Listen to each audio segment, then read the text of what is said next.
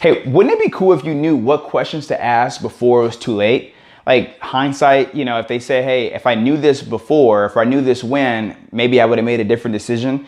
If you're a senior in high school and you have not made a decision as far as what school you're going to actually attend or go to this upcoming fall, or if you're a junior in high school and senior year is right around the corner, I'm going to tell you what questions you need to ask, what answers you need to come up with before you make your final decision.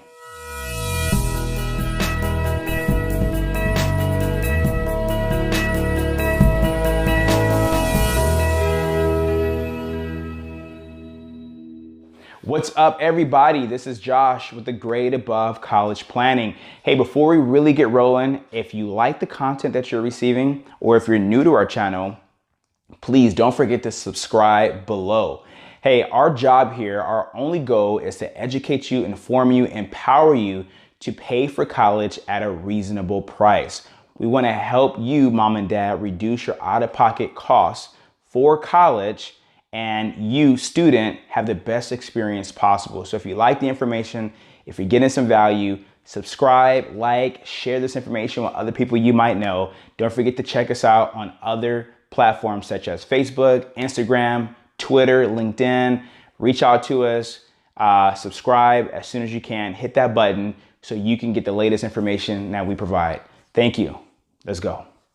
Everyone, hey, just wanted to go over a few things that come to mind when I speak to different families, and I do some consulting, and actually I get a lot of families that come to see me and that are referred to me after they've already selected a college or after they found a school, and or they may have already started in college. They have some questions that that I find to be kind of like no-brainers, things that they should probably know before they enrolled, things that they should probably have found out before they decided to go to that specific school, but for some reason they didn't, and they kind of need help fixing problems that could have been avoided if they only had the information before they actually made their decision. So I'm gonna go over a few questions here, and that are common, things that come to me, and some answers that you probably want to know or you should find out before you decide to enroll at a specific university. So first question is, what is the true cost of attendance to go to this specific school? So everyone's cost of attendance is going to be different. If you're in-state student versus an out-of-state student, tuition is going to vary. Depending on where you're coming from in your situation, if you received financial aid or merit awards, everyone's cost of attendance is going to be different, but it's really vital and it's extremely important that you understand what your true out-of-pocket expenses are going to be at that school. What type of financial aid is offered? Does the school offer, loans, grants? Do they offer scholarships?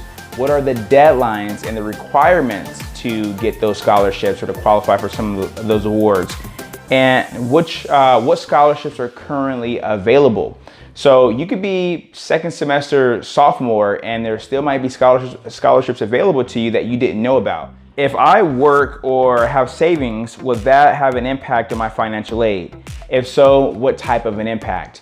Once again, these are one of those questions that you want to find out before the school year starts, before you enroll, especially if you're an incoming freshman, is if you're going to have a job as a student, you want to know if that's going to have an impact, a positive or a negative impact on your ability to pay for school.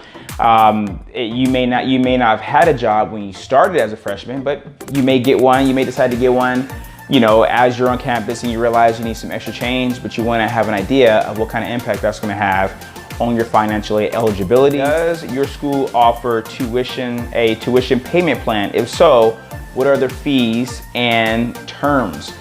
So a tuition payment plan can be something that you pay on a monthly basis when school starts. And a lot of times schools don't offer that. They want you to pay, for a semester up front, but sometimes they give you a little bit more flexibility and allow you to pay for school on a, consistent basis. But having a good understanding of the fees associated with that, as well as the terms, can be really helpful to know before you actually enroll and start school. Which financial aid application forms will be required to attend this specific school?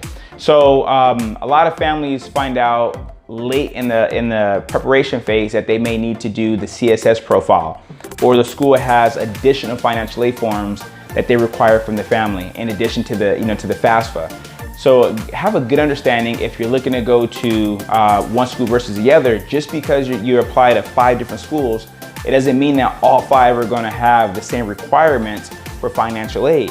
They usually always start with the FAFSA, but each school may have a different process, and you have to have a good understanding of what that is before it's too late. Specifically, if you don't get need-based financial aid, can you still receive other types of financial aid, such as merit scholarships or awards? This is also really important to know. In most cases, families that don't qualify for need-based financial aid are still eligible for merit awards and or scholarships, but it's just one of those things it's good to have a knowledge on or know before you actually enroll at that specific school. Every school is different. Next question is, if I do not receive financial aid, can I still apply in subsequent years? The answer is always, I want to say 100% of the time, it's usually yes. But once again, check with your school and your financial aid office to see if that's possible. Now, when it comes to certain scholarships that you didn't qualify for, that might be available, that can be a different question from an award standpoint or merit opportunity. But need-based financial aid, if your situation changes and you weren't able to qualify for it in, let's say, year 1 or year 2, you should still reapply because things change. So you might have a new opportunity. Next question is, what is the history of tuition increases at this specific campus? Is my tuition locked or guaranteed? What is the average amount of debt that each student graduates with? That's kind of a loaded question. So let's go back to part 1 of that question. Are you going to be in a situation where your tuition, is it possibly going to change?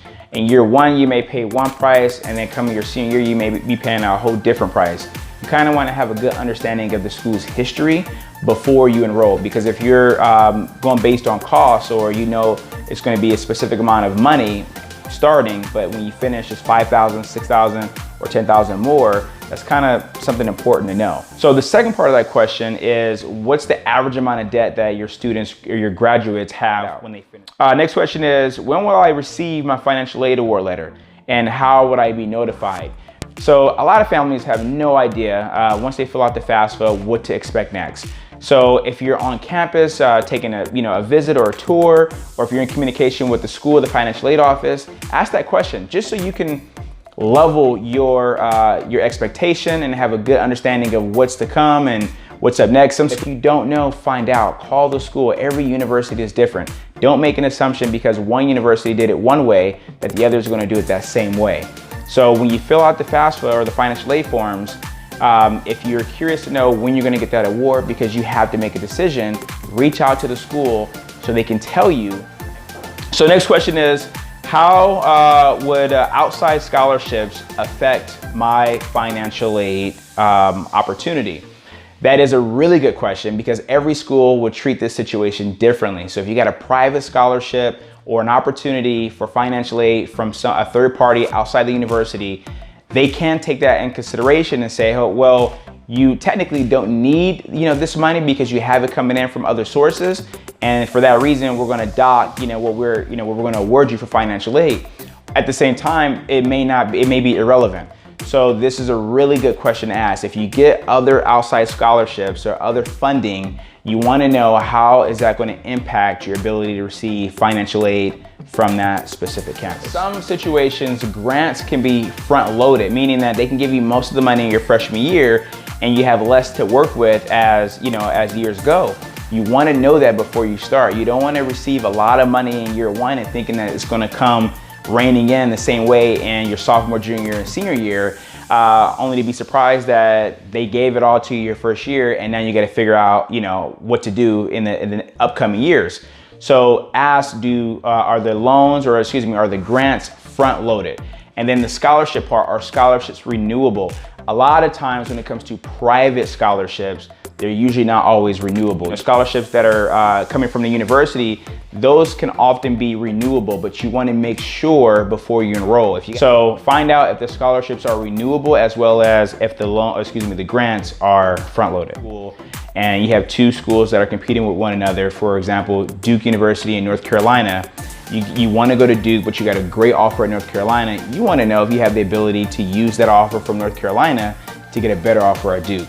Sometimes they may not, accept that, but oftentimes they will, depending on you as a student and their situation. So find out if they match other offers from nearby or competing universities. And that's it. Those are the questions that I typically hear about, usually after the fact, once a family is already enrolled or already started. So if you're one of those families and you're a senior in high school, going to your freshman year in college, and you haven't accepted an offer yet, maybe take these questions into consideration, get these answers before you make your final decision. And if you're a junior, definitely make sure you get this information before your senior year. So it kind of helps you put together a really good list based on having knowledge as far as some of those financial aid questions or financial questions to help you have a better, understanding of what schools may offer what and then how to make a decision. Thanks so much for checking us out. Please stay tuned for more information to come. You can reach us if you have any